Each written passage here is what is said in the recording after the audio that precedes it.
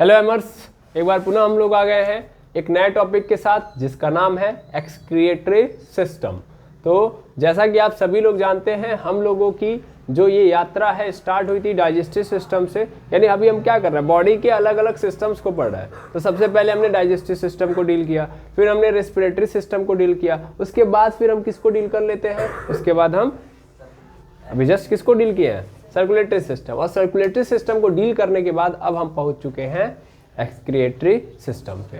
तो चलिए स्टार्ट करते हैं, समझते हैं क्या मतलब है एक्सक्रिएटरी सिस्टम का और ये सिस्टम क्यों लगाया गया है। क्योंकि आज इंट्रोडक्शन का वीडियो है, इंट्रोडक्टरी वीडियो है, तो इसमें बड़े अच्छे से समझेंगे।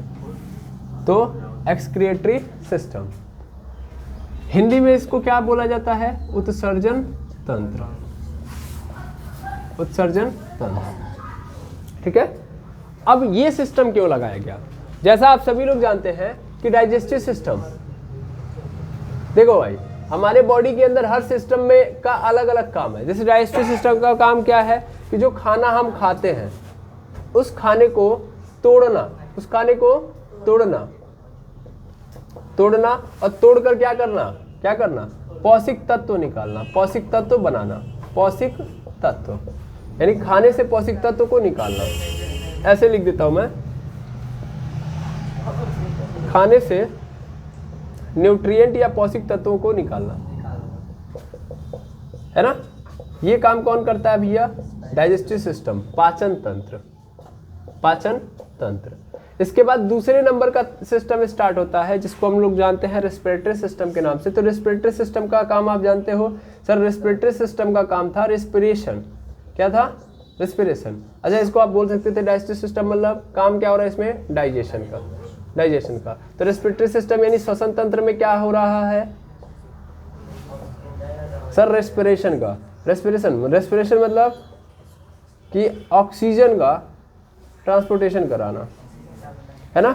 यानी ऑक्सीजन को कहाँ पहुंचा देना, सेल तक पहुंचा देना, और सेल से फिर वापस क्या ले लेना, कार्बन डाइऑक्साइड। ये काम है किसका, रेस्पिरेटरी सिस्टम का। फिर तीसरे नंबर पे एक और सिस्टम आया था जिसका नाम था सर्कुलेटरी सिस्टम, है ना।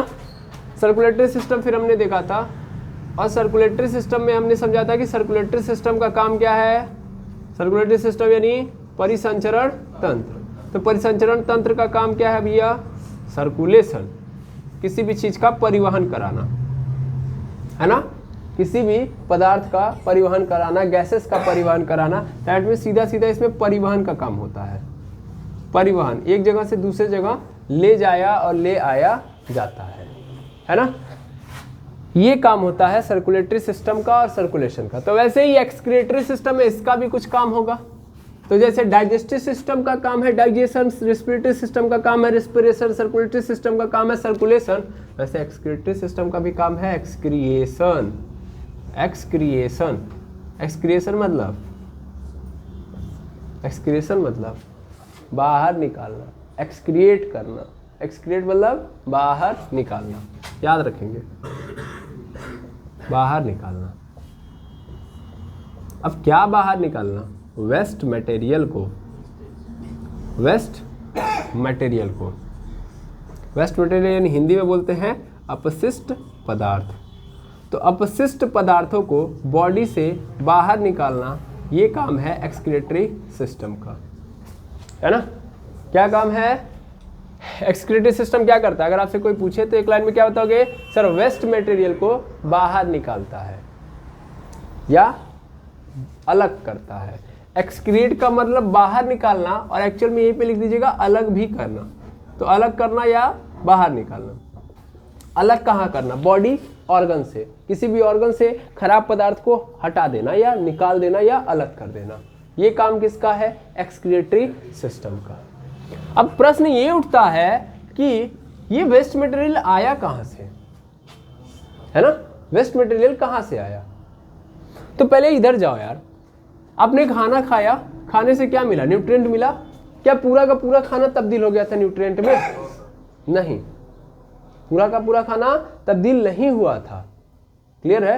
ये बात तो आप जानते हो कि भाई हम जो खाना खाते हैं, आपको अगर याद हो डाइजेस्टिव सिस्टम को थोड़ा सा रिकैप करा रहा हूं मैं कि खाना खाते हैं, खाना खाने के बाद माउथ में जाता है, माउथ मतलब माउथ से स्टार्ट होता है, माउथ से फिर इसोफेगस में जाता है, इसोफेगस में, इसोफेगस के बाद जो खाना है वो स्टमक में जाता है, स्टमक के बाद खाना कहाँ जाता है, स्मॉल इंटेस्टाइन में जाता है, और स्मॉल इंटेस्टाइन के बाद जो खाना है वो कहाँ जाता है, लार्ज इंटेस्टाइन में, लार्ज के बाद कहाँ जाता है, लार्ज इंटेस्टाइन के बाद जाता है ये रेक्टम में, और रेक्टम के बाद कहाँ जाता है, एनस के थ्रू बाहर जाता है ना। मिलनी क्या है, माउथ मतलब मुंह, इसोफेगस मतलब ग्रास नली, क्या बोलते हैं, ग्रास नली, स्टोमक मतलब अमाशय, स्मॉल इंटेस्टाइन मतलब छोटी आंत, छोटी आंत, लार्ज इंटेस्टाइन मतलब बड़ी आंत, बड़ी आंत, रेक्टम मतलब मलाशय, और एनस मतलब गुद्दा। ठीक है, ध्यान से समझेंगे तो खाने का पाचन तो आपकी छोटी आंत में ही हो जाता है, छोटी आंत में ही खाना क्या हो गया, कंप्लीट, यानी डाइजेस्ट हो गया। और छोटी आंत से ही जो न्यूट्रिएंट पैदा हुए हैं खाने से, ये निकाले गए हैं, उनको कहाँ पे भेज दिया गया, ब्लड में भेज दिया गया, और ब्लड ने बॉडी के अंदर पहुंचा दिया, बॉडी के सेल्स के पास पहुंचा दिया। तो फिर यहाँ पे क्या हो रहा है, तो एक्चुअल में यहाँ पे क्या हो रहा है, जो खराब वेस्ट पदार्थ हैं वो पहुंचे हैं, यानी जो खाना आपने खाया उसके अंदर जो अनडाइजेस्टेड रह गया वो इस लार्ज इंटेस्टाइन में आता है। लार्ज इंटेस्टाइन के बाद इसमें से पानी निकाल दिया जाता है, उस पूरे खराब पदार्थ के अंदर से, उस खराब खाने के अंदर से क्या निकाल दिया जाता है, पानी निकाल दिया जाता है। उसके बाद जो बचता है उसको कहाँ भेज दिया जाएगा, कहाँ स्टोर किया जाएगा, रेक्टम में, और रेक्टम के बाद एनस के थ्रू क्या हो जाएगा, बाहर। ठीक है, समझ में आ रहा है ना। लेकिन यहाँ पे देखो, देखा जाए तो ध्यान से देखिए कि तो जो खाना खाया और उसके कारण जो पैदा हुआ है वेस्ट मटेरियल, वो तो एनस के रास्ते क्या हो गया, बाहर हो गया कि नहीं हो गया, हो गया बाहर। इस चीज को इजेक्शन बोलते हैं, इसको क्या बोलते हैं, इजेक्शन। ध्यान देंगे, इस प्रोसेस को क्या बोलते हैं, ejection. It is not excretion. Excretion ये नहीं है, क्योंकि बहुत ज्यादा कंफ्यूजन पैदा करता है। ये एक्सक्रिएशन नहीं है, इसको इजेक्शन कहते हैं। आया समझ में, क्या बोलेंगे, इजेक्शन, निकाल दिया गया। क्लियर है। और यहाँ पे किसी और को जरूरत ही नहीं पड़ी काम करने की, यहाँ पे सिर्फ और सिर्फ वही डाइजेस्टिव सिस्टम के ही जो भी पार्ट है उन्होंने काम करके ये सब काम कर लिया, खाना भी बना लिया, जो खराब था वो निकाल भी दिया। इसके लिए किसी और लोगों, मतलब किसी और की जरूरत नहीं पड़ी। क्लियर है, समझ में आ रहा है नहीं आ रहा है। तो ऐसे तो आपको ये समझ में आ रहा है कि वेस्ट मटेरियल पैदा तो हुआ कि नहीं हुआ, यहाँ पे वेस्ट मटेरियल पैदा हुआ, लेकिन उसका यहाँ पे क्या हो गया, गेम ओवर हो गया। और ये गेम ओवर जो हुआ इसको इजेक्शन बोलेंगे। तो सर आप कह रहे हो कि एक्सक्रिएटरी सिस्टम अलग है, ये एक्सक्रिएशन करता है, एक्सक्रिएशन करता है वेस्ट मटेरियल का। एक वेस्ट मटेरियल यहाँ पे बना, ये तो बाहर चला गया ना, और यहाँ पे तो देख रहे हैं कोई और आया भी नहीं है, किसी सिस्टम की जरूरत ही नहीं पड़ी, ये डाइजेस्टिव सिस्टम के द्वारा ही हो जा रहा है, किसी और सिस्टम की जरूरत पड़ी नहीं पड़ी। ओके, तो अब क्या हुआ, कहानी को अगर हम डिटेल में समझे तो एक्चुअल में हमारी बॉडी के अंदर सिर्फ और सिर्फ एक ही वेस्ट मटेरियल नहीं पैदा हो रहा है। ये जो आप देख रहे हो सिर्फ यही वेस्ट मटेरियल नहीं है, इसके अलावा मल्टीपल वेस्ट मटेरियल है। ठीक है, एक सेकंड रुक जाएंगे, थोड़ा सा शोर हो रहा है, 1 मिनट रुक जाएंगे। सॉरी एमर्स, वो थोड़ा सा ये नॉइजी एरिया ही है, बट चलिए अभी नॉर्मल है। फिलहाल में हम क्या बता रहे थे कि वेस्ट मटेरियल आखिर तब पैदा कहाँ से हो रहा है, क्योंकि यहाँ पैदा हुआ, हमने यहाँ देखा, और यहाँ पे तो अपने आप हो जा रहा है, कोई और सिस्टम की जरूरत नहीं पड़ रही है। तो फिर ये एक्सक्रिएटरी सिस्टम लाने की जरूरत कहाँ पड़ रही है। तो एक्चुअल में मैंने क्या बताया कि हमारी बॉडी के अंदर बहुत सारे अलग अलग कारणों से क्या पैदा हो रहे हैं, वेस्ट मटेरियल पैदा हो रहे हैं। अब आप कहेंगे कैसे, तो चलिए हम बताते हैं कैसे। इसको मैं 1 सेकंड के लिए बंद करूंगा, यहाँ पे मैं दिखा रहा हूँ आपको कि कारण क्या है। ठीक है, ये मैं हटा रहा हूँ, ये आप समझ गए होंगे कि एक्चुअल में डाइजेस्टिव सिस्टम के द्वारा या खाने के द्वारा जो पैदा हो रहा है एक्सक्रिएटरी खराब पदार्थ, वो तो डाइजेस्टिव सिस्टम ही निपटा दे रहा है, उसके लिए किसी और सिस्टम की ज़रूरत नहीं है। ठीक है, तो आखिर किस चीज़ के लिए हमको ये नया सिस्टम लाना पड़ा, क्या है वेस्ट मटेरियल, कहाँ से प्रोड्यूस हो रहा है वेस्ट मटेरियल, सब देखेंगे हम इसी स्लाइड में। स्लाइड कहाँ से देखे, स्लाइड तो पूरा भीगा भीगा हो गया, कोई कागज़ वागज़ दीजिए भाई। इसको आप पहले नोट करिए, मैं पूरा साफ करूं क्योंकि आपका टाइम वेस्ट हो जाएगा इससे। चलिए ध्यान से समझेंगे तो हमारे बॉडी में अलग अलग जो काम हो रहे हैं, अलग अलग काम हो रहे हैं, उनका कारण क्या है सर? हार्मोन है या एंजाइम है ना? अलग अलग जो काम हो रहे हैं उनका कारण क्या है? हार्मोन या एंजाइम। हार्मोन और एंजाइम हमारे पूरे बॉडी के वर्किंग को कंट्रोल कर रहे होते हैं, ठीक है। अब ये हार्मोन और एंजाइम क्या है? ये एक्चुअल में केमिकल है, एक प्रकार से ऐसे समझिए क्या है? केमिकल है। और कोई भी केमिकल है अगर, तो केमिकल रिएक्शन तो होगा ना भाई, हाँ या ना? तो केमिकल रिएक्शन यहाँ पे होगा। अब ये जो केमिकल रिएक्शन होता है हमारे बॉडी के अंदर, ध्यान से समझिएगा, हमारे बॉडी में अलग अलग काम का कारण है हार्मोन और एंजाइम। और हार्मोन और एंजाइम कुछ और नहीं है, इनके अंदर क्या भरा पड़ा होता है? केमिकल। केमिकल है तो मतलब केमिकल रिएक्शन होगा। तो हमारे बॉडी में अलग अलग काम के लिए क्या होता है? सीधा सीधा बोल दिया जाए तो क्या होता है? Chemical reaction. और इस केमिकल रिएक्शन को हम क्या नाम देते हैं? इस केमिकल रिएक्शन को ही हम लोग बोलते हैं मेटाबॉलिक रिएक्शन।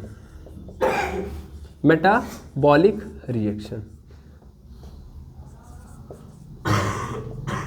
मान लो एक पर्टिकुलर काम हो रहा है, ध्यान से समझेंगे, मेटाबॉलिक रिएक्शन। ओ शिट, कुछ और सोचने लगते हैं हम। मेटाबॉलिक रिएक्शन, फिर से बॉडी में अलग अलग काम हो रहा है, हार्मोन और एंजाइम के कारण हो रहा है। हार्मोन और एंजाइम क्या है? केमिकल। केमिकल है तो केमिकल रिएक्शन होगा। और इस केमिकल रिएक्शन को जो हमारी बॉडी के अंदर हो रहा है उसको क्या बोलते हैं हम लोग? मेटाबॉलिक रिएक्शन, ठीक है। अब ऐसा है कि हर जगह पे मतलब अलग अलग बॉडी पार्ट्स के अंदर मेटाबॉलिक रिएक्शन हो रहा है, ठीक है ना? अलग अलग बॉडी पार्ट्स में क्या हो रहा है? मेटाबॉलिक रिएक्शन हो रहा है। मैं अगर यहाँ तक पहुंचा तो ये बात भी बता दूं कि मेटाबॉलिक रिएक्शन दो प्रकार के होते हैं। कितने प्रकार के? दो। एक होता है एनाबॉलिक। क्या होता है? Anabolic reaction. और दूसरा होता है कैटाबॉलिक रिएक्शन। कैटाबॉलिक रिएक्शन, ठीक है ना? अब समझिएगा क्या मतलब है। एनाबॉलिक में क्या होगा? ए से ऐड मतलब जुड़ना, थोड़ा सा ये लिख लीजिएगा। और कैटाबॉलिक, कैटा मतलब कट मतलब तोड़ना, ठीक है ना? तो एक तो अच्छी बात जानते हैं क्या है कि इसके नाम में ही सब कुछ दे दिया गया है। तो एनाबॉलिक मतलब ऐड करना है और कैटाबॉलिक मतलब कट करना है। कट मतलब काटना है या तोड़ना है, ठीक है। मतलब होता क्या है इसमें क्या होता है कि दो प्रोडक्ट है, मतलब दो लोग हैं, दो अलग अलग कंपाउंड है। ये दो अलग अलग कंपाउंड आपस में रिएक्शन करेंगे। रिएक्शन करने के बाद क्या हो जाएगा? जुड़ जाएगा, है ना? यानी सीधा सीधा देखा जाए तो छोटे छोटे मॉलिक्यूल्स क्या होंगे? छोटे छोटे मॉलिक्यूल्स हैं, ये छोटे छोटे मॉलिक्यूल्स क्या हो जाएंगे? किसमें कन्वर्ट होंगे? किसमें कन्वर्ट हो जाएंगे? बड़े मॉलिक्यूल में। किसमें कन्वर्ट हो जाएंगे? बड़े मॉलिक्यूल में। ये कहने का मतलब है इसमें जुड़ जाएंगे ना, इसमें क्या हो जाएंगे? मॉलिक्यूल्स जुड़ते हैं, क्लियर है। और कैटाबॉलिक रिएक्शन में क्या होता है कि बहुत बड़ा मॉलिक्यूल है भाई, बहुत बड़ा मॉलिक्यूल है, तो ये बड़ा मॉलिक्यूल किसमें चला जाएगा? छोटे छोटे मॉलिक्यूल्स में। समझ में आ रहा है? छोटे छोटे मॉलिक्यूल्स में। एग्जांपल बताएंगे अभी, आप कहेंगे अरे सर ये तो बड़ा आसान बता दिया आपने। देखिए फोटोसिंथेसिस होता है पत्तों के अंदर, पत्ते फोटोसिंथेसिस करते हैं। फोटोसिंथेसिस के बाद क्या बनाते हैं? अगर आपसे मैं पूछूं क्या बनाते हैं? ग्लूकोज बनाते हैं। क्या बनाते हैं? ग्लूकोज। देखना, ध्यान से देखना, यहाँ पे लिख रहा हूँ, क्या दिखाई दे रहा है? प्लांट है। प्लांट क्या करता है? फोटोसिंथेसिस। और फोटोसिंथेसिस में क्या पैदा होता है? ग्लूकोज। क्या पैदा होता है? ग्लूकोज। ग्लूकोज मतलब मैं सपोज कर ले रहा हूँ कि ये 4 छोटे छोटे मैंने गोले बनाए हैं, 4 नहीं ऐसे बना लेता हूँ, इतने गोले बना दिए ना, ये एक ग्लूकोज है। बट आप सबको पता है कि एक्चुअल में ग्लूकोज एक ठो नहीं ना बनता होगा, बहुत सारे ग्लूकोज बन रहे होंगे। ये तो एक मॉलिक्यूल है और ये सभी ग्लूकोज क्या होते हैं? आपस में इकट्ठा होते हैं। इकट्ठा होने के बाद किस फॉर्म में रहते हैं? वो स्टार्च के फॉर्म में। किस फॉर्म में? स्टार्च के फॉर्म में। मेनली क्या होता है कि ये जो छोटे छोटे ग्लूकोज हैं वो किस में कन्वर्ट हो जाते हैं? बहुत बड़े से मॉलिक्यूल के अंदर। समझ पा रहे हैं? ये कितना बड़ा मॉलिक्यूल्स बना दिया, तो क्या होगा? छोटे छोटे मॉलिक्यूल्स मिले हैं कि नहीं मिले हैं? ऐसे छोटे छोटे मॉलिक्यूल्स थे, ये आपस में मिलके क्या बना दिए? एक बड़ा स्ट्रक्चर बना दिए। तो यहाँ पे क्या हो रहा है? यहाँ पे जो रिएक्शन कहलाएगी वो क्या होगी? यहाँ पे कौन सा रिएक्शन हुआ है? एनाबॉलिक हुआ है कि नहीं हुआ है? ये जो स्टार्च है वो छोटे छोटे क्या मिलके बना है? किससे मिलके बना है? ग्लूकोज से ही तो मिलके बना है ना? तो ग्लूकोज से स्टार्च बना, यहाँ पे कौन सा रिएक्शन हुआ है? एनाबॉलिक रिएक्शन, ठीक है, हाँ ना? और जब हम यहाँ पे बात करते हैं तो मेनली हम खाना खाते हैं, खाने के अंदर रोटी खाते हैं, रोटी में क्या पाया जाता है? स्टार्च ही तो पाया जाता है। आलू खाते हैं, क्या पाया जाता है? स्टार्च। अब इसका मतलब क्या है कि ये क्या है? स्टार्च है। ध्यान से समझेंगे, स्टार्च था ना। डाइजेस्टिव सिस्टम ने इसको किस में कन्वर्ट कर दिया? सर इसको मॉलिक्यूल्स के अंदर कन्वर्ट कर दिया। किस में कन्वर्ट कर दिया? मॉलिक्यूल्स के अंदर, ग्लूकोज के अंदर। किसमें? ग्लूकोज के अंदर। देखिए बहुत सारे क्या पैदा हो गए? ग्लूकोज। क्या पैदा हो गए? ग्लूकोज। ध्यान से देखिएगा, ये क्या पैदा हो गया? ग्लूकोज। दिख रहा है कि नहीं दिख रहा है? ये भी क्या है? ग्लूकोज। ये भी क्या है? ग्लूकोज। कैसे पैदा हुआ बता सकते हैं? सर ये टूट गया है ना। तो जब भी कोई कंपाउंड ब्रेक हो रहा है बॉडी के अंदर तो इसका मतलब कौन सी रिएक्शन हुई है? Catabolic reaction. और जब भी कोई कंपाउंड जुड़ रहा है इसका मतलब हमारे बॉडी के अंदर कौन सा रिएक्शन हुआ है? एनाबॉलिक रिएक्शन हुआ है। हाँ या ना? बिल्कुल। ऐसे एक और एग्जांपल समझ सकते हो कि फोटोसिंथेसिस होता है तो फोटोसिंथेसिस कैसे होता है? अगर आपसे पूछा जाए फोटोसिंथेसिस कैसे होता है तो फोटोसिंथेसिस में अगर आप ध्यान से देखोगे तो क्या होता है? कार्बन डाइऑक्साइड लेते हैं, पानी लेते हैं। फोटोसिंथेसिस होता है, क्या बनता है? C6H12O6 बना। अब मैं आपसे कुछ मतलब वो आगे बना हुआ है कि H2O है, ऑक्सीजन रिलीज हो रहा है। मैंने यहाँ पे आप लिख सकते हो ऑक्सीजन रिलीज हो रहा है ना। यहाँ पे कितना कार्बन डाइऑक्साइड था? 6। वाटर कितना था? 12 था ना, है ना। 6 कप कार्बन डाइऑक्साइड, 12 कप पानी। उसके बाद क्या होता है कि ये खाना बन के तैयार हो जाता है। तो ये खाना कैसे बना है? ये सभी मॉलिक्यूल्स आपस में जुड़े हैं कि नहीं जुड़े हैं?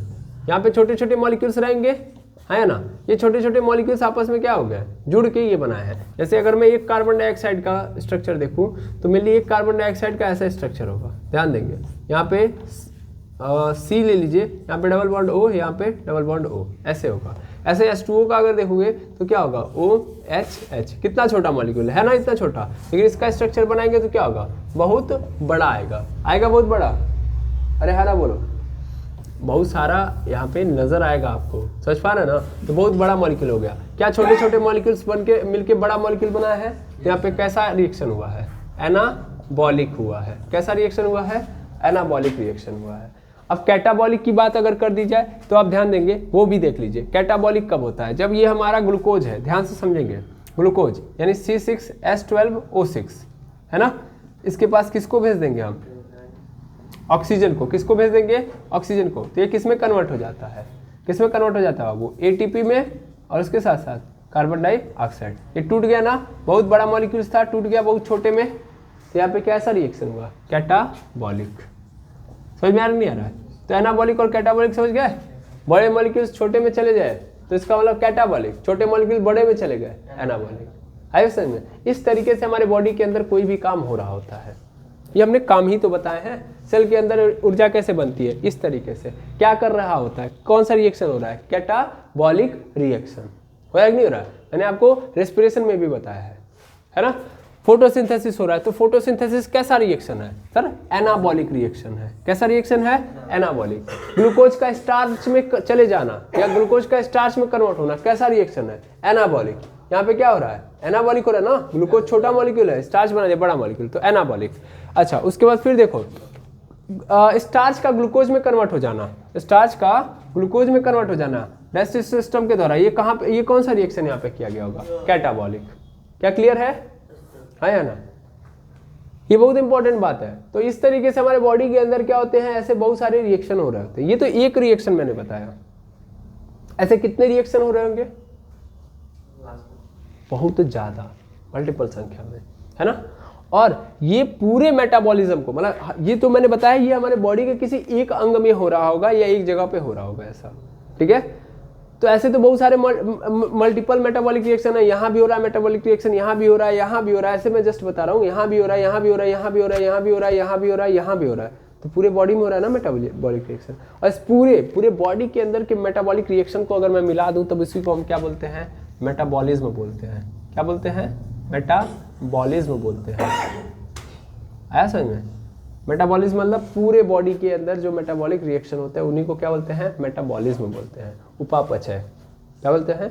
उपापचय। मेनली ये जो होते हैं हम बोलते हैं ना कि हमारा मेटाबॉलिज्म सही नहीं है। हम बोलते हैं कई जगहों पे आप सुनेंगे कि इनका मेटाबॉलिज्म सही नहीं है। मेटाबॉलिज्म सही नहीं होने का मतलब इनके बॉडी के अंदर जो रिएक्शंस हो रहे हैं वो सही नहीं है ना। अब रिएक्शन सही नहीं होने का मतलब वहां पे जो हार्मोन और एंजाइम सही तरीके से सीक्रेट नहीं हो रहे हैं। इसको पकड़िएगा, मेटाबॉलिज्म सही नहीं है मतलब बॉडी के अंदर मेटाबॉलिक रिएक्शन सही नहीं हो रहा है। मेटाबॉलिक रिएक्शन क्यों नहीं सही हो रहा है? क्योंकि हमने बताया कि मेटाबॉलिक रिएक्शन कब होगा, जब हार्मोन और एंजाइम रहेंगे सही तरीके से। सही तरीके से हार्मोन और एंजाइम काम कर रहे हैं तो सही तरीके से केमिकल हो रहा है, यानी सही तरीके से मेटाबॉलिक रिएक्शन हो रहा है। और सही तरीके से मेटाबॉलिक रिएक्शन है तो आपके पूरे बॉडी का मेटाबॉलिज्म क्या है, सही है, यानी आपके पूरे बॉडी की फंक्शनिंग सही है। मेटाबॉलिज्म मतलब आपके बॉडी की फंक्शनिंग, काम, है ना। और काम होता कैसे है? तो सर बॉडी में जो अलग अलग काम होते हैं वो हार्मोन और एंजाइम के थ्रू होते हैं। तो हार्मोन और एंजाइम अगर सही तरीके से काम कर रहे हैं तो बॉडी में हर काम सही होगा, इसका मतलब आपका मेटाबॉलिज्म सही है। क्या ये बात करे समझ में आई? बिल्कुल। लेकिन ये सब कुछ ठीक है सर, लेकिन ये जो लिखा गया ना केमिकल रिएक्शन, यही तो मेन जड़ है किस चीज का, एक्सक्रिएशन का। आपने पढ़ा है, क्या पढ़ा है कि जब भी केमिकल रिएक्शन होगा तो जरूरी नहीं कि हर एक चीज हमारे लिए फायदेमंद हो। कुछ क्या निकलेंगे, वेस्ट निकलेंगे। भाई हमारी बॉडी काम कर रही है, केमिकल रिएक्शन उसके अंदर हो रहा है, तो क्या सभी जो उत्पाद, देखिए केमिकल रिएक्शन का मतलब क्या होता है, पहले ये भी तो समझ लो। केमिकल रिएक्शन में क्या होता है कि एक रिएक्टेंट होता है, क्या होता है, रिएक्टेंट। वो किस में कन्वर्ट हो जाता है, प्रोडक्ट में। मतलब कुछ चीजों को लेते हैं, है ना, यानी कुछ पदार्थों को लेते हैं, आपस में क्या करते हैं, रिएक्ट कराते हैं। रिएक्ट कराने के बाद क्या बन जाता है, कुछ नया पदार्थ बनता है। पर जरूरी नहीं कि हर नया पदार्थ हमारे बॉडी के लिए क्या हो, यूजफुल हो। जरूरी नहीं कि हर केमिकल रिएक्शन से जो प्रोडक्ट मिल रहा है वो हमारी बॉडी के लिए अच्छा काम कर रहा हो। समझ पा रहे हैं? और यही मेन कारण बनता है। जैसे आप खुद देख सकते हो, हमारा जो सेल है C6H12O6 को लिया, O6 को लिया, फिर ऑक्सीजन इसके पास मिलाया, और ऑक्सीजन को मिलाने के बाद क्या बन गया, ATP बन गया, और उसके साथ साथ कार्बन डाइऑक्साइड बना। अब ATP तो क्या है हमारे लिए, यूजफुल है या ना। ATP क्या है हमारे लिए, यूजफुल। पर क्या कार्बन डाइऑक्साइड भी यूजफुल है? नहीं, ये मेरे लिए क्या है, वेस्ट है समझ में? ये क्या है, वेस्ट है। तो अब इसको बाहर निकालना पड़ेगा, नहीं निकालना पड़ेगा। कार्बन डाइऑक्साइड का हमारी बॉडी में कोई यूज नहीं है। जब कोई यूज नहीं है तो हमारे लिए क्या है, एक वेस्ट मटेरियल हो गया। तो ये इस तरीके से पैदा हो रहा है वेस्ट मटेरियल। समझ पा रहे हैं? और चूंकि ये तो मैंने बस एक एग्जांपल दिया, ऐसे बहुत, मैं अगेन बताना चाहूंगा, हमारे बॉडी के अंदर बहुत सारे मल्टीपल मेटाबॉलिक रिएक्शन हो रहे हैं। तो मल्टीपल मेटाबॉलिक रिएक्शन से क्या होगा, मल्टीपल वेस्ट प्रोडक्ट निकलेंगे, नहीं निकलेंगे, निकलेंगे। उन वेस्ट प्रोडक्ट को आखिर कौन क्या करेगा, हटाएगा, क्योंकि ये वेस्ट प्रोडक्ट का हमारे बॉडी के अंदर कोई काम नहीं है। जब कोई काम नहीं तो इनको बॉडी से हटाना पड़ेगा ना, नहीं तो ये फिर हमारी बॉडी को क्या करने लगेंगे, नुकसान पहुंचाएंगे। क्यों हो रहा है, समझ में आ रहा है ना। वेस्ट प्रोडक्ट कहाँ से पैदा हो रहा है, मेटाबॉलिक रिएक्शन हो रहा है। मेटाबॉलिक रिएक्शन मतलब केमिकल रिएक्शन हो रहा है। केमिकल रिएक्शन में हर बार प्रोडक्ट हमारे लिए यूजफुल नहीं बनाएगा, मतलब हर प्रोडक्ट हमारे लिए यूजफुल नहीं होगा। ये भी प्रोडक्ट है, ये भी प्रोडक्ट है। देखिए इसी को हम रिएक्टेंट बोलते हैं, अभिकारक, हिंदी में क्या बोलते हैं, अभिकारक। और अभिकारक से क्या बनता है, अभिकारक से क्या बनना, उत्पाद का बनना। यही प्रोसेस, यही प्रक्रिया को हम क्या बोलते हैं, केमिकल रिएक्शन, रासायनिक अभिक्रिया बोलते हैं। ठीक है ना, क्लियर है कि नहीं है, क्लियर है? जो मैं बताना चाह रहा था आप समझ गए, समझ में आ गया नहीं? ठीक, क्लियर रहना बहुत जरूरी है। तो मेटाबॉलिक, एक बार मैं पुनः रिपीट कर रहा हूँ, एक बार ध्यान दीजिएगा। हमने बोला कि हमारे बॉडी में अलग अलग काम हो रहा है, अलग अलग काम हार्मोन और एंजाइम कर रहे हैं। हार्मोन और एंजाइम क्या है, केमिकल है। केमिकल मतलब केमिकल रिएक्शन होगा। और केमिकल रिएक्शन को हम क्या बोलते हैं, मेटाबॉलिक रिएक्शन। मेटाबॉलिक रिएक्शन दो प्रकार के होते हैं, एनाबॉलिक, कैटाबॉलिक। एनाबॉलिक में क्या होता है कि दो कंपाउंड या दो मॉलिक्यूल्स आपस में जुड़ जाते हैं, यानी छोटे मॉलिक्यूल्स बड़े में कन्वर्ट हो रहे होते हैं। और कैटाबॉलिक में बड़े मॉलिक्यूल्स छोटे में कन्वर्ट हो रहे होते हैं, यानी केमिकल रिएक्शन हो रहा है। केमिकल रिएक्शन में या तो जुड़ेंगे या तो टूटेंगे, यही तो होगा। जैसे यहाँ पे A+B करके AB हो गया, यहाँ पे क्या होगा, AB से फिर क्या हो जाएगा, A+B। तो थोड़ा ध्यान से देखिएगा, ये हमारे लिए ये दोनों के दोनों क्या है, रिएक्टेंट है, और ये क्या है, प्रोडक्ट है। ऐसे यहाँ पे ये क्या है, प्रोडक्ट है, और यहाँ पे क्या है, ये रिएक्टेंट, सॉरी ये क्या है, रिएक्टेंट है। हमेशा इस साइड वाला क्या होता है, रिएक्टेंट, और ये क्या बनता है, प्रोडक्ट बनता है ना।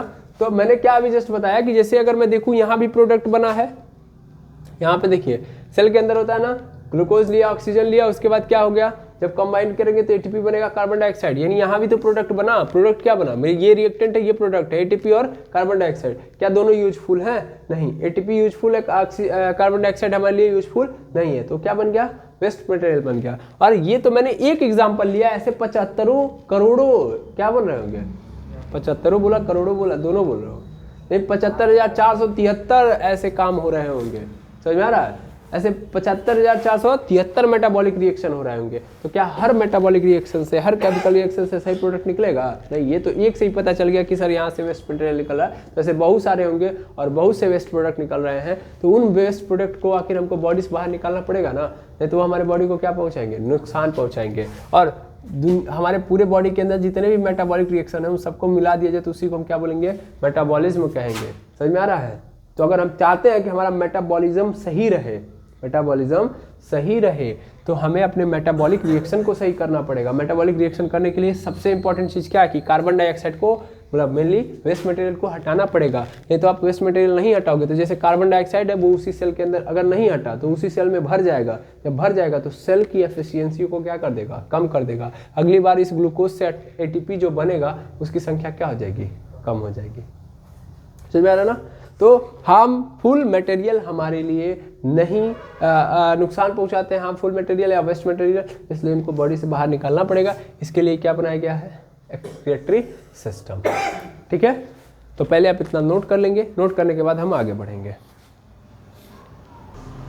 अब ये समझ में आ गया कि वेस्ट मटेरियल पैदा कहाँ से हो रहा है। तो बहुत सारे क्या हो रहे हैं, वेस्ट मटेरियल बहुत सारे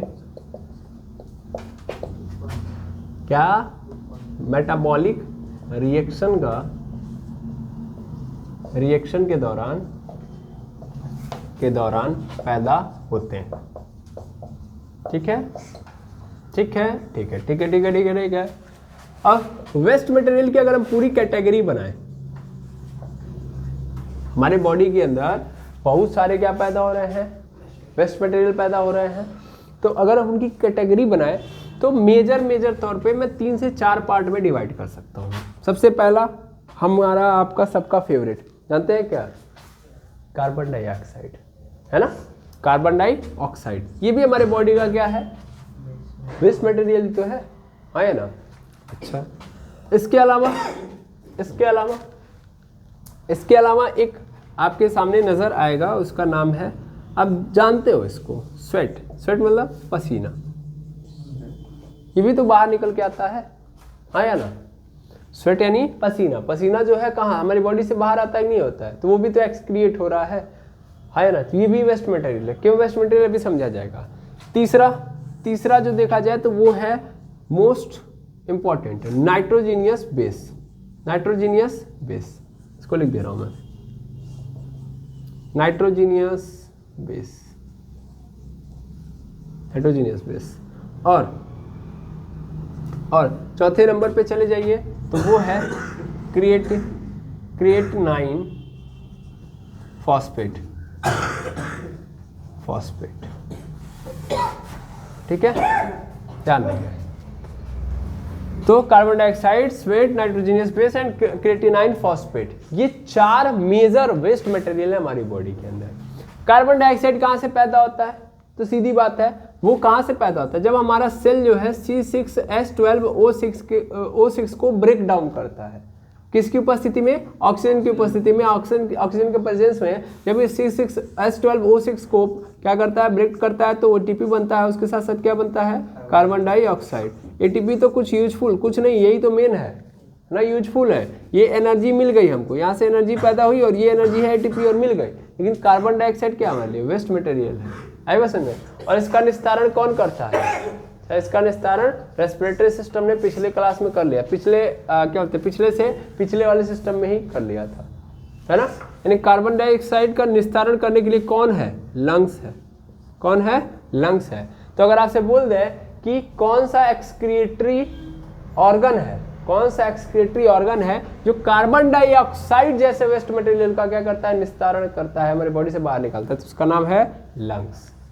ठीक है, अब आता है स्वेट मतलब पसीना। तो ये पसीना कहाँ से आता है, तो हमारे बॉडी के अंदर आवश्यकता से अधिक अगर वाटर हो जाए, ठीक है ना, और वाटर के साथ साथ अगर उसके अंदर कुछ फालतू जैसे कि बहुत ज़्यादा नमक की मात्रा हो गई, समझ पा रहे हो, तो इन सबको मतलब एक्सेस ऑफ वाटर ऐसे लिख लो, एक्सेस ऑफ वाटर, क्योंकि ये आपको आगे पुनः मिलेगा, तो इतना भी पहले ध्यान रखो कि अगर हमारे बॉडी के अंदर आवश्यकता से अधिक क्या हो जाए, पानी हो जाए, एक्सेस ऑफ वाटर हो जाए, तो वो भी हमारे लिए क्या हो जाएगा, नुकसानदायक हो जाएगा। तो उसको हम बॉडी से कहाँ निकाल देते हैं, बाहर निकाल देते हैं। बॉडी से मतलब कहाँ से बाहर निकलता है, ये स्किन से, त्वचा से, है या ना। तो स्किन भी हमारा क्या हो गया, ये हमारा स्किन जो है ये एक प्रकार का क्या है, एक्सक्रीटरी ऑर्गन है कि नहीं है। ये क्या कर रहा है, स्वेट को बाहर, पसीने को बाहर निकाल रहा है कि नहीं निकाल रहा है, बिल्कुल। अब आता है नाइट्रोजीनियस बेस। अभी आज फिलहाल में पहले नाम जान लीजिए, आज ही सब समझ लेंगे तो फिर दिक्कत होगी। जैसे मैं अगर अंदर घुस के दिखाऊं कि स्वेट क्या है, नाइट्रोजीनियस बेस क्या है, क्रिएटिनाइन फॉस्फेट क्या है, तब आप न याद रख पाएंगे न समझ पाएंगे। तो पहले एक बार क्या करते हैं, हम हमेशा वैक्सीनेशन की तरह काम करते हैं। जैसे वैक्सीनेशन में क्या किया जाता है कि बॉडी को प्रिपेयर किया जाता है, ऐसे समझिए प्रैक्टिस कराया जाता है। पहली बार मरा हुआ बैक्टीरिया भेजा जाएगा ताकि बॉडी पहचाने पहले, फिर एक बार और भेजा जाएगा, फिर एक बार और भेजा जाएगा, फाइनली जब आएगा तो उसको तो क्रैश मार दिया जाएगा। मतलब 2 सेकंड के अंदर हमारी बॉडी उसको क्या कर देगी, मार देगी। WBC है ना, WBC 2 सेकंड के अंदर उनको मार देता है। क्यों? क्योंकि उसके पहले उसको पता होता है कि इसको मारना कैसे है। क्यों? क्योंकि वैक्सीनेशन में आपने बार बार नकली झूठे बैक्टीरिया दे के क्या किए थे, उसको आदत दिला दी थी। तो वैसे ही पहले नाम जान लीजिए, फिर उसके बाद नेक्स्ट क्लास में आएंगे तो फिर बेहतर तरीके से, बेहतर ढंग से देखेंगे। तो स्वेट मतलब पसीना, पसीना मतलब एक्सेस ऑफ वाटर किसके थ्रू निकाला जाता है, स्किन के थ्रू। अब आता है नाइट्रोजीनियस बेस। तो नाइट्रोजीनियस बेस जो होता है वो क्या होता है, जिसमें नाइट्रोजन मिला होता है। ये भी होते हैं, बहुत सारे होते हैं, इनमें तो संख्या ही बहुत अलग अलग है। जैसे आप देखोगे तो यूरिया एक नाइट्रोजीनियस बेस है। दूसरा यूरिक एसिड, ये भी क्या है, नाइट्रोजीनियस बेस है। और तीसरे नंबर पे यूरिन, यूरिन। और इसी के साथ साथ अमोनिया। कौन? अमोनिया।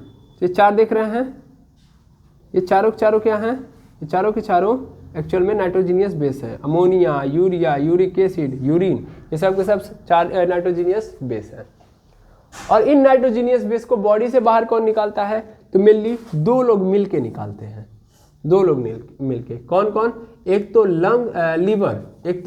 लीवर और दूसरा लंग्स। एक तो लीवर और दूसरा लंग्स। अगेन नाइट्रोजीनियस बेस को मैं बगल में लिख दे रहा हूं, नाइट्रोजीनियस बेस, क्योंकि ये इंपॉर्टेंट है।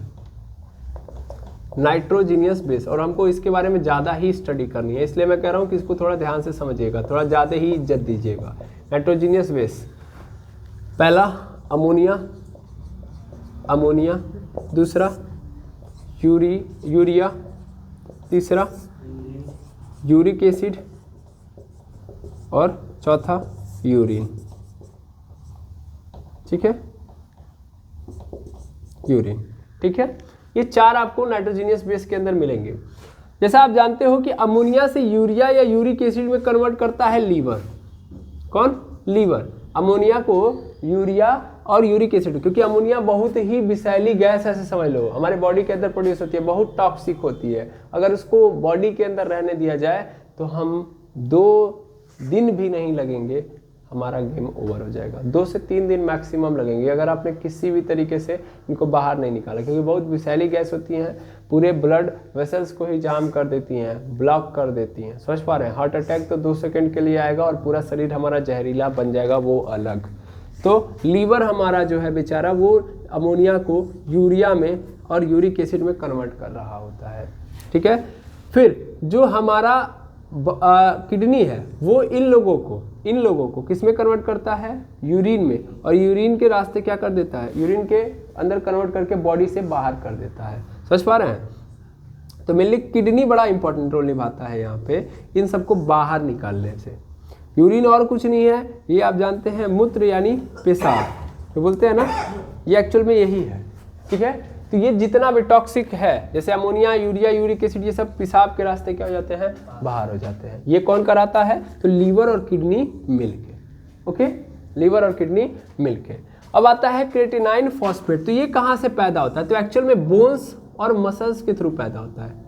बोन्स प्लस मसल्स के थ्रू पैदा होता है, याद रखेंगे। बोन्स और मसल के थ्रू पैदा होता है और इसका भी निस्तारण कौन करता है? तो ये देखिएगा मैंने गलती से लंग्स लिख दिया था, यहाँ पे किडनी होगा। तो इसका भी निस्तारण कौन करता है? किडनी ही करती है। तो 4 मेजर वेस्ट मटेरियल है हमारे पास और इन चारों को हमको बॉडी से क्या करना है? बाहर निकालना है। इसके लिए हम किसको पैदा करेंगे, किसको बनाएंगे? एक्सक्रीटरी सिस्टम को। समझ में आ रहा ना? क्या मेरी बात समझ में आ गई? चारों याद रह जाएगा, carbon dioxide, sweat, nitrogenous base and creatinine phosphate. ठीक है ना? नाइट्रोजीनियस बेस को हिंदी में क्या बोलते हैं? नाइट्रोजन युक्त क्षार, नाइट्रोजन युक्त क्षार, नाइट्रोजन युक्त क्षार, इसी को हम बोलते हैं नाइट्रोजीनियस बेस। ओके, और ये चारों देखिए, क्रिएटिनाइन फॉस्फेट का हिंदी में क्रिएटिनाइन फॉस्फेट ही होता है, तो उसके लिए परेशान नहीं होंगे। हाँ, मैं अगेन बता दूं कि जो वेस्ट मटेरियल हैं, अपशिष्ट पदार्थ हैं, इन्हीं को निकालने के लिए किसकी जरूरत पड़ेगी हमको? एक सिस्टम की, जिसका नाम है एक्सक्रीटरी सिस्टम। तो एक्सक्रीटरी सिस्टम क्या है? एक्सक्रिएट करता है। किसको एक्सक्रिएट करता है? वेस्ट मटेरियल को। वेस्ट मटेरियल प्रोड्यूस क्यों हुए? क्योंकि अंदर मेटाबॉलिक रिएक्शन चल रहा है और उसके दौरान वेस्ट मटेरियल पैदा होंगे। वेस्ट मटेरियल टोटल 4 प्रकार के और इन सबको निकालने के लिए एक सिस्टम की जरूरत पड़ेगी बॉडी के अंदर, और उसी सिस्टम को हम क्या नाम देते हैं? Excretory system. तो आई होप आपको समझ में आ गया होगा कि एक्सक्रिएटरी सिस्टम करते क्या है ना? और एक्सक्रीटरी सिस्टम के अंदर अगर देखा जाए तो लंग्स भी आ रहा है। मेनली लंग्स रेस्पिरेटरी सिस्टम का पार्ट है। ये कार्बन डाइऑक्साइड को हटा देता है, तो सही है, ये रेस्पिरेटरी सिस्टम का पार्ट है। बट अगर आप देखेंगे लीवर और किडनी, मेनली कौन? किडनी। किडनी एक्सक्रीटरी सिस्टम का सबसे मेन पार्ट माना जाता है, क्योंकि ये मेन काम करता है। ठीक है, कैसे? वो तो आप नेक्स्ट वीडियो में देखोगे। ओके, आज के लिए पहले याद रख लीजिएगा कि कौन कौन से एक्सक्रीटरी ऑर्गन कहलाते हैं। तो याद रखेंगे lungs, skin, liver and kidney. ये 4 लोग क्या कहलाते हैं? एक्सक्रीटरी ऑर्गन, जो बॉडी के वेस्ट मटेरियल को कहाँ निकाल के रखते हैं? बाहर बॉडी के करते हैं, है ना? तो इनको क्या बोलते हैं? Excretory organ. लिख दे रहा हूं मैं, एक्सक्रीटरी ऑर्गन। हिंदी में इसको बोलते हैं उत्सर्जी तंत्र, उत्सर्जी अंग। क्या बोलेंगे? उत्सर्जी अंग। अब इसकी डिटेल स्टडी हम लोग नेक्स्ट क्लास में करेंगे। आज केवल इंट्रोडक्शन पार्ट था। आई होप आप इन नामों को समझ लिए होंगे और अब आपको धीरे धीरे चीज़ें और समझ में आएंगी, ये मेरा वादा है आपसे। आज की क्लास में इतना ही, मिलते हैं नेक्स्ट वीडियो में। Thank you very much hammers.